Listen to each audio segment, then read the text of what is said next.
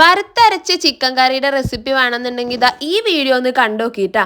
ഉറപ്പായിട്ടും നിങ്ങൾക്ക് ഇഷ്ടാവുന്ന മാത്രമല്ല, നിങ്ങൾക്ക് ഒഴിച്ചാലും മതി വരാത്ത നല്ല അത്രയും ടേസ്റ്റിൽ നല്ല അടിപൊളി സ്മെല്ലിൽ ഒരു സൂപ്പർ കറിയാണ് കേട്ടോ നമ്മൾ ഇന്ന് ഉണ്ടാക്കാൻ വേണ്ടി പോണത്. ഇനിയിപ്പോൾ നോമ്പിന് 30 ദിവസം ഒരുവിധം പെരയിലൊക്കെ ഈ ഒരു ചിക്കൻ കറി ഒരു ദിവസമെങ്കിലും ഉണ്ടാക്കാത്തവരുണ്ടാവില്ല. അപ്പം എന്തായാലും ഇത് എങ്ങനെയാണ് എത്രയും ടേസ്റ്റിൽ ഉണ്ടാക്കുക എന്നുള്ളതിൻ്റെ വീഡിയോ ആണ് കേട്ടോ. അപ്പോൾ എന്തായാലും മുഴുവനായിട്ടൊന്ന് കണ്ടു നോക്കി. അതിനുവേണ്ടി ഞാനിത് അവിടെ ഒരു കുക്കർ എടുത്തിട്ട് അതിലേക്ക് കുറച്ച് വെളിച്ചെണ്ണ ഒഴിച്ച് ആദ്യം തന്നെ അതിലേക്ക് ഒരു ലേശം ഒരു 1/4 ടീസ്പൂൺ വീതം ഉലുവയും പെരിഞ്ചീരകം കൂടി ആദ്യം ഇട്ട് കൊടുത്തിട്ടുണ്ട്. ആ എണ്ണയിലോട്ട് തന്നെ നമുക്ക് സവാള അരിഞ്ഞത് നീളത്തിൽ അരിഞ്ഞത് ചേർത്ത് കൊടുക്കാം കേട്ടോ. അതിലേക്ക് ആവശ്യത്തിന് കറിവേപ്പിൻ്റെലും കൂടി ഇട്ട് നല്ലോണം ഒന്ന് വഴറ്റി കൊടുക്കുക. പിന്നെ ആവശ്യത്തിന് ഉപ്പ് ചേർത്ത് കൊടുക്കാം. അതിൻ്റെ കൂടെ ഞാൻ ഇതിൽ പച്ചമുളക് ചേർത്തിട്ടില്ല. എന്താണെന്ന് വെച്ചാൽ ഉറപ്പായിട്ടും എരിവ് അധികമാവുമെന്ന് വിചാരിച്ചിട്ടാണ്. വീട്ടിൽ മക്കളൊക്കെ ഉള്ളതാണ്, അപ്പോൾ അതുകൊണ്ട്. പിന്നെ ഇതാ ഞാൻ ഇതിലോട്ട് ഇഞ്ചി വെളുത്തുള്ളി പേസ്റ്റ് കൂടി ചേർത്ത് കൊടുത്തിട്ട് നന്നായിട്ടൊന്ന് വഴറ്റിയെടുക്കുന്നുണ്ട് കേട്ടോ. അപ്പോൾ നല്ല പോലെ നമുക്കിതൊന്ന് വാട്ടിയെടുക്കണം.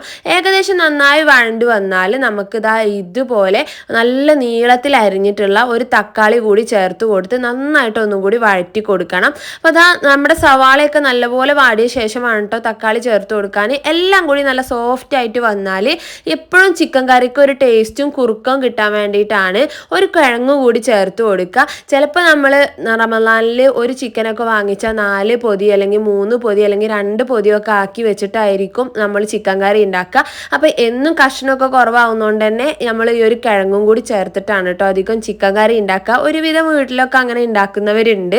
അപ്പോൾ നമ്മുടെ കിഴങ്ങും കൂടി വഴറ്റിയ ശേഷം അതിലോട്ട് 1 ടീസ്പൂൺ മല്ലിപ്പൊടി, 1/2 ടീസ്പൂൺ മുളക് പൊടി, ഒരു ലേശം ഗരം മസാലപ്പൊടി, 1/2 ടീസ്പൂൺ നമ്മുടെ ചിക്കൻ മസാലപ്പൊടി ഇട്ട് കൊടുത്തിട്ടുണ്ട്. ഉണ്ടെങ്കിൽ ഇട്ട് കൊടുക്കുക, ഇല്ലെങ്കിൽ ഒഴിവാക്കുക. പിന്നെ ഒരു 1/4 ടീസ്പൂണോളം അല്ലെങ്കിൽ ഒരു 1/2 ടീസ്പൂൺ മഞ്ഞൾപ്പൊടിയും കൂടി ചേർത്തിട്ട് നന്നായി വഴറ്റി കൊടുക്കുക. അപ്പോൾ നമ്മൾ മല്ലിപ്പൊടി, മുളക് പൊടി, മഞ്ഞൾപ്പൊടിയും അതുപോലെ തന്നെ ഒരു നുള്ളു ഗരം മസാലയും ചിക്കൻ മസാലയും ചേർത്തിട്ടുണ്ട് കേട്ടോ. ചിക്കൻ മസാല ഉണ്ടെങ്കിൽ ഇട്ട് കൊടുത്താൽ മതി.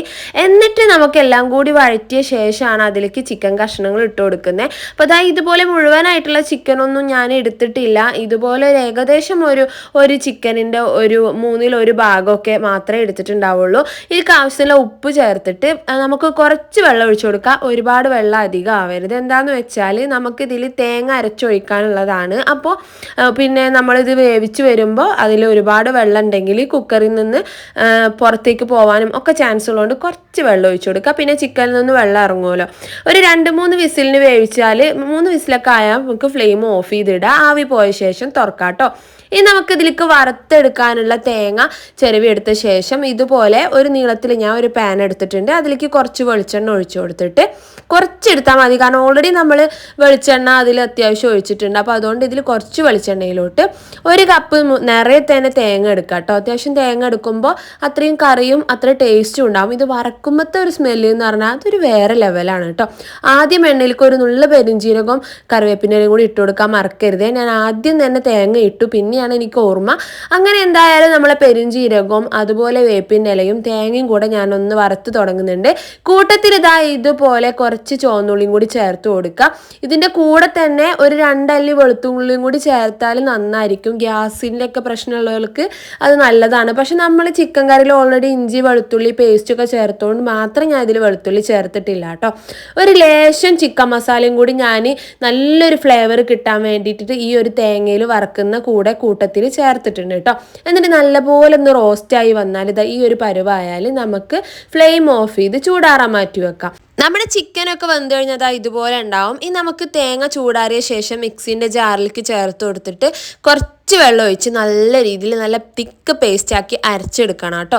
നല്ല കുറുകിയ ചാറിൽ കിട്ടണം എന്നുണ്ടെങ്കിലാണ് കേട്ടോ നല്ല ടേസ്റ്റ് ഉണ്ടാവുക. അപ്പം നമ്മൾ പത്തിരിൻ്റെ കൂടെയൊക്കെ ആണെന്നുണ്ടെങ്കിലും ചെറിയൊരു കുറുക്കത്തിലുള്ള ചാറാണ് ഏറ്റവും നന്നാവുക. ഒരുപാട് ലൂസിലാവുമ്പോൾ നമ്മൾ അത്ര വിചാരിച്ച ആ ഒരു ടേസ്റ്റ് കിട്ടൂല. അപ്പോൾ ഇതാ ഇതുപോലെ നമ്മൾ അരച്ചിട്ടുള്ള തേങ്ങ കൊണ്ട് ഒഴിച്ചു കൊടുക്കുക. കുറച്ചും കൂടി വെള്ളം ഒന്ന് അതിൽ ചുഴറ്റിയിട്ട് അതും കൂടി ഞാൻ ഇതിലോട്ട് ഒഴിച്ചു കൊടുത്തിട്ടുണ്ട്.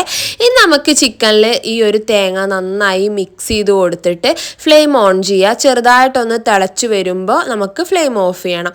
അപ്പോൾ ഈ ഒരു സമയത്ത് ഉപ്പൊക്കെ നോക്കിയിട്ട് പാകമാണെങ്കിൽ ഓക്കെ, പാകമില്ല കുഴപ്പമില്ല എന്നുണ്ടെങ്കിൽ, അത് കുറവാണെന്നുണ്ടെങ്കിൽ ഉപ്പൊക്കെ നോക്കി പാകമാക്കുക. എന്നിട്ട് ഇതുപോലെ ഒന്ന് തിളച്ച് വരുമ്പോൾ നമുക്ക് ഫ്ലെയിം ഓഫ് ചെയ്ത് കുറച്ച് മല്ലിയിലും കൂടെ ലാസ്റ്റ് ഇടുകയാണെന്നുണ്ടെങ്കിൽ ഒന്നും പറയാനില്ല മക്കളെ, അടിപൊളി ടേസ്റ്റ് ആയിരിക്കും കേട്ടോ.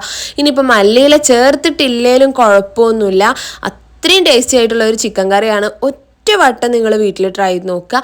അപ്പം നമുക്ക് അടുത്ത നല്ലൊരു വീഡിയോ ആയിട്ട് ഇൻഷാ അല്ലാഹ് വീണ്ടും കാണാം. താങ്ക്